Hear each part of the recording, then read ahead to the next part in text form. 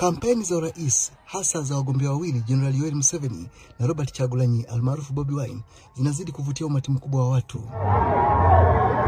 Umati huo wa watu ndio kwa baadhi ya wadadisi unaonyesha viwango vya ushawishi walivyo navyo wagombea hao wawili. Kati ya wagombea 8 wa urais, rangi ya manjano kwa upande wa Rais Yoweri Museveni wa NRM na nyekundu kwa upande wa Bobi Wine wa NUP ndizo zinaonekana zaidi.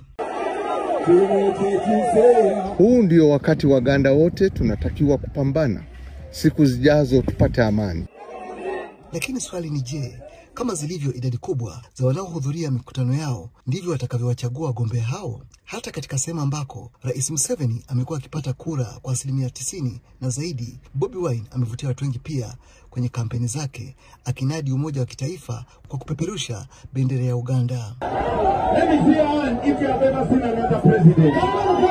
Hebu nione ukiinua mkono ikiwa umewahi kuona rais mwingine. Kwa upande wake, Rais Museveni wa chama tawala cha NRM anaendesha kampeni yake kwa kauli mbiu ya kulinda mafanikio yaliyofikiwa na Uganda chini ya utawala wake wa takriban miaka 40. Anawakumbusha Waganda kuwa mapambano yake kuwezesha nchi kufurahia amani iliyopo ilimchukua miongo miwili. Ngwere izoba nenye mahonyi ziraha njwere yero kana ntene mbundu kurwana. Mimi ni mtoto wenu. Nimekuja nimevalia manjano bila bunduki kupigana.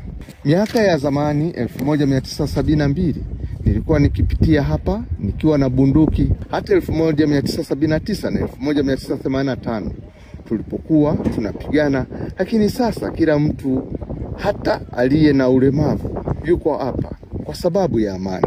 Abaja nibemurka abo busingi.